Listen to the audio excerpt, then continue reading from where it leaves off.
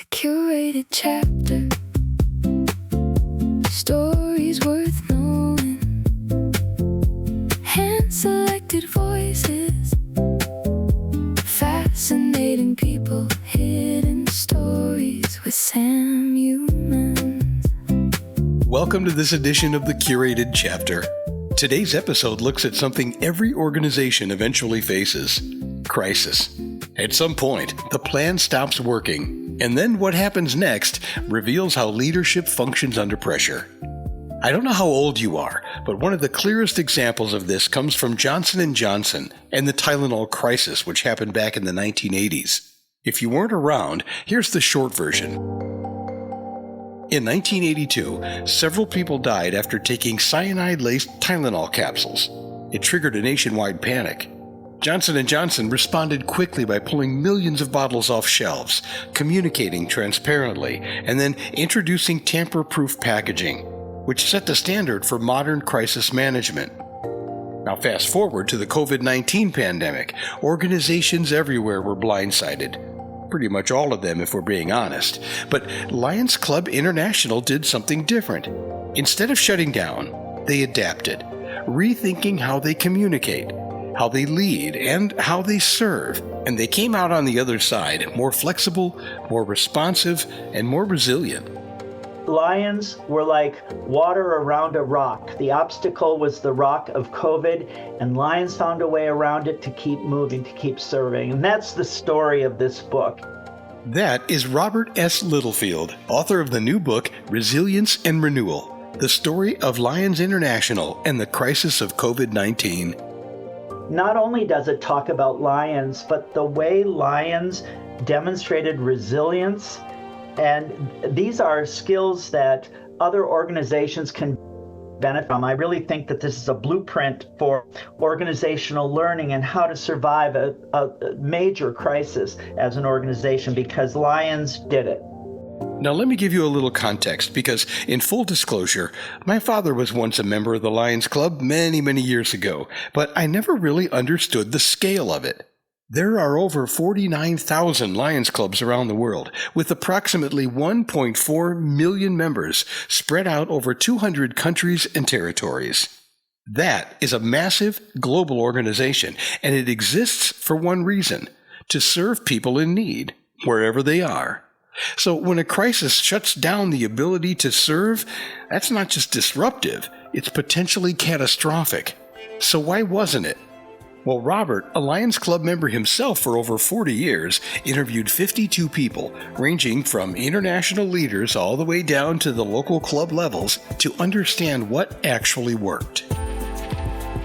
So they were very self-disclosive in terms of, I talked about what did you think were the good things we did, our strengths, and where were there some places where we maybe fell down or we didn't do as well as we could have. And they were honest in their reflections, and so I shared all of that in the book. What he found was that the answer didn't come from the top. While leadership was trying to make sense of a global shutdown, it was everyday members who were already moving, because, as Robert says, Lions are like-minded people on a mission to serve, and there's nothing that's going to stop them. They would continue to raise money for those in need, to pay for glasses, things like that. They'd have barbecues, grills set up at the side of the road, and they'd sell burgers and hand the bag in the window for the donation. It was kind of like a drive-through for Lions, but they found a way to serve. In India, there Lions there, when a person dies away from the family, that's very hard, of course, for anyone, but in that situation, and Lions would drive family members to watch the funeral pyre where the families were cremated at the end of their lives. These kinds of, they found ways to equip buses with oxygen tanks, so when the hospitals were too full, people could wait in the buses with the oxygen before they could go into the hospitals. Think about that for a second. That's not a strategic plan. It's not a corporate directive. It's regular people seeing a need and responding to it. I love Robert's passion as well. I found it infectious. I mentioned before that he's been a Lion for over 40 years, but in 2020, he was also a university professor. He understood technology, he understood communication, and when meetings stopped, he started bringing people together on Zoom, teaching them how to use it, helping people reconnect. That wasn't as popular back then as it is now. And that's where something interesting happened. What started as a simple solution became a grassroots movement. Technology spread, communication improved, and suddenly, a global organization that had been disrupted was connected again. But maybe the most important insight came from the middle. I teach risk and crisis communication. And one of the things that often happens is decision makers kind of confront a crisis and they decide something, then that's what they do. And you don't really know, how did you come to this decision? What were the components of your decision making?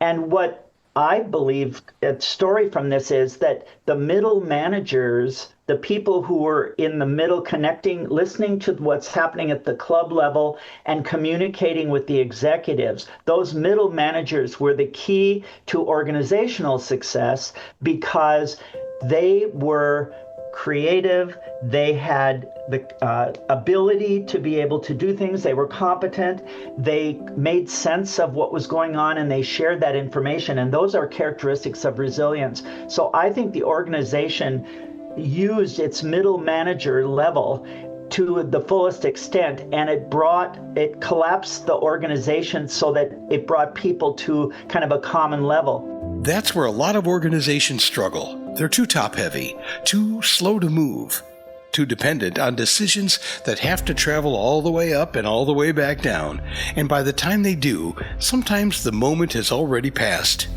But here, the structure flattened. The people closest to the problem became the ones solving it, and the middle managers, often overlooked, became the engine that kept everything moving. And that's not just a story about Lions Club International. That's a lesson. Here's another example of a grassroots initiative. Jody Burmeister, who lives in Wisconsin, got the idea, she and her husband, that they would host the Burmeister Bar every Saturday night at 6 o'clock Central Standard Time. It wasn't meant to be like a place where you go and drink. It was a place where you go and meet. It was like a third place. And they put out the notice that we're going to get together and anybody who wants to connect, come.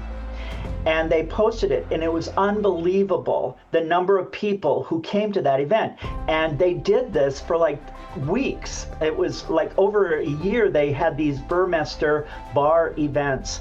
Well, when we finally got back to having conventions again and we could meet people, a woman came up to Jody and said, "You saved my life.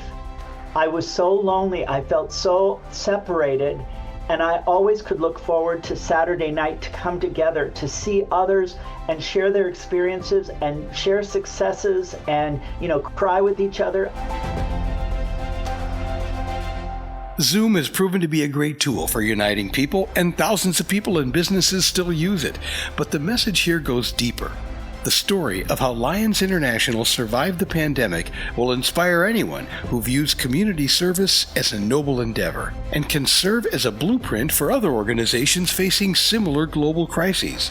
As you read it, you get the personal stories, but you also get the organizational stories. And at the end, I think that when you think about historians looking back in, 100 years, 200 years, looking back to this time period, they can look to this organization and say, this organization wasn't in it for money, they weren't in it for power, they weren't in it for dominance of any way, they were in it to just help, and they survived. And maybe that's an inspiration to anybody who wants to make sure that we continue in this world in a positive way. There are a lot of good lessons to be learned here from a man with a wealth of information and first-hand insight to share. Robert S. Littlefield. In a crisis, control is an illusion, but leadership isn't. The next time a crisis hits, and we all know that it will, the organizations that survive will be the ones that trust their people enough to act. What Robert is really saying is, this isn't just a story about one organization. It's about what's possible when people choose to serve, even when things get difficult. The book, Resilience and Renewal, The Story of Lions International and the Crisis of COVID-19. It's out now, and it's available on Amazon.com or wherever you like to shop for books online.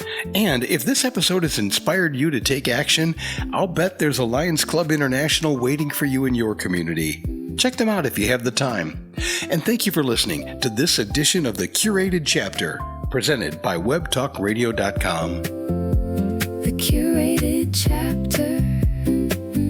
Stories worth knowing. Stories worth knowing. Hand-selected voices. Voices.